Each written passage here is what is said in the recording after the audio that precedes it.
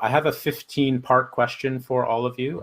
Just because of the complexity of everything that you're working on, one of the things that we've seen in the sector is discussions about this notion of creating digital literacy benchmarks, similar to how we have language benchmarks, right? So if I say to someone in the sector, oh, that person is a CLB3, we all kind of have a sense of where they're at with their language ability. What about a DLB3, right? How can we, for example, figure out how to assess someone at the point of intake, at the point of assessment, to determine, are these people ready for digital service? How ready are they for digital service? And is there value in trying to create that kind of a sectoral approach where, for example, Lisa, you've outlined essentially aligning the curriculum with CLB standards, for example. Is this something that makes sense from your perspective as we move forward in the sector? And I'll let any of you unmute and you can all dive in. Lisa, yeah, go ahead. So I just want to point out that I think it was Linda who mentioned that our research shows that digital skills do not have a straight correspondence to language skills at all. We have learners that are, CLB 8 who struggle with being able to get on. So it's absolutely not a correlation.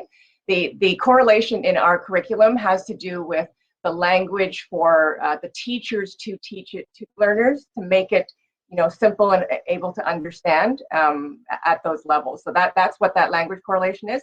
I would also like to say that our DNA tool really tries to do what you're saying there, which is to try to get a baseline of what learners can do for basic digital literacy. So we do have people, when we were doing our surveys, they were saying like, oh, I need to learn Word or I need to learn Excel. That's not what our curriculum is for. Our curriculum is for, you need to get on a computer, you need to have keyboard skills, you need to learn basic navigation skills. We do have a module that is on the safety, but there are other great curricula out there that's on the safety and security. Linda's was talking about it. I know Northwest College has that as well. It's just yeah. So the DNA tool that we have is trying to do that. We actually would love it if at least in our program, if all of our registrars could do the DNA tool. It takes about 15 minutes to do with each of our learners, so that they come into our classes with a digital skills profile. That would be ideal. It takes time, but it would be ideal if we had that.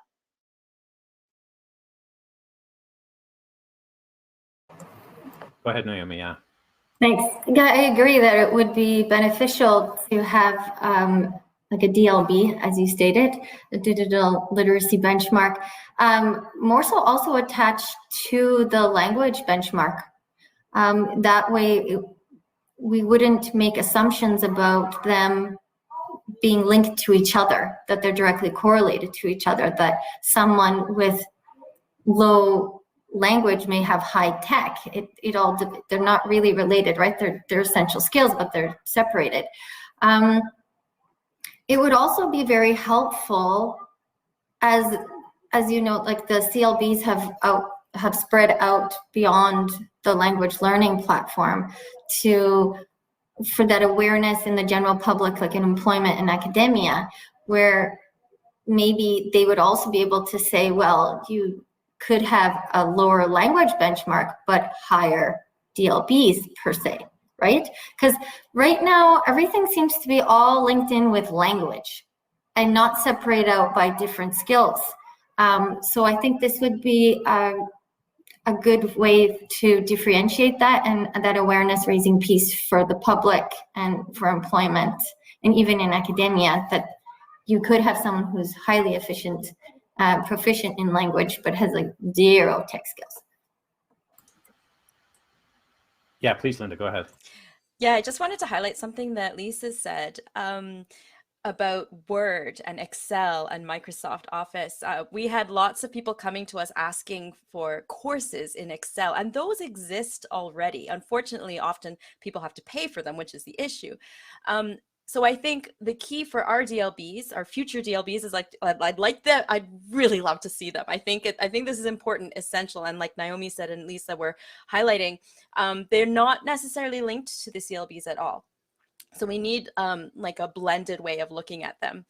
But these DLBs cannot be linked to specific programs or platforms. Like word processing is one thing, Microsoft Word is another thing completely. So I think when we talk about competencies and we talk about benchmarks, we should talk in general terms, not in terms specific to any one institution, any one program, because those relate often, well, not programs, but when we're talking about software and applications, we're talking about things that cost money, and we're not ever going to require people to have to buy Word to improve their digital literacy skills.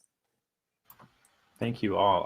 One of the things that's coming very clear from the presentations, in particular yours, Naomi, is the exhausting amount of coordination that agencies have been doing around technology and digital literacy. And going forward, I want to mush a couple of questions from the Q&A together. What's the role for collaboration? For example, your three people who have been working on this, who have been figuring this out, who have been doing some assessments, building tools in 2 cases. You know, what kind of collaboration do we need to be able to harness in the sector that allows for example, you know, standards for interoperability between the sharing of materials? So for example, eSkills is going to be on Avenue, potentially could be elsewhere. You know, ISS and BC's materials are freestanding PDFs in some cases. So again, they could be integrated in other places. You know, how do we make this all kind of accessible, not just for newcomers, but accessible to service providers, give them the kind of processes behind all of that, and then make it actually accessible as well in a technical perspective? Naomi, go ahead. I'd like to go back to more of the decentralized model I know the federal government had looked at for dispersing newcomers, not only for settling like in urban, but in rural centers. I think the model has to go all the way down to the beginner approach, like the onboarding approach for newcomers, where I often thought even like Winnipeg, like in Winnipeg, our public libraries, the public libraries are underutilized right now because of technology, but they were often the hub, having been a librarian in the past, they were often the hub for people to come to use technology. We were some of the first points of contact for people to actually have access publicly to a computer. You could walk in, you could get minutes, you could use your library card, and you could access it. Why wouldn't we have some kind of loan system or something like a centralized through libraries or something like that, through some kind of public sector access point where service providers for language, service providers for settlement could all intersect, where people also knew who the newcomers were, could then attach the assessment piece, the language assessment piece could attach an assessment of digital literacy to them. And then there also needs to be some kind of assessment of what type of tech do you have in the home? Like, what do you have access to?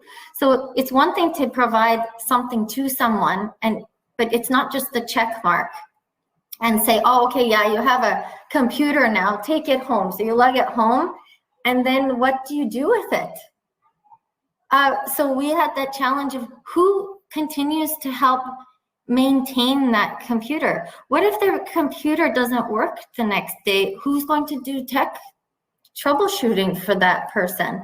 Who will help them with the Wi-Fi, etc.? So I think there was a bit of a Band-Aid approach of, okay, let's have organizations acquire funding to offer technology for newcomers, but then they didn't think of the if kind of after that. All right, that's a good last word to end on.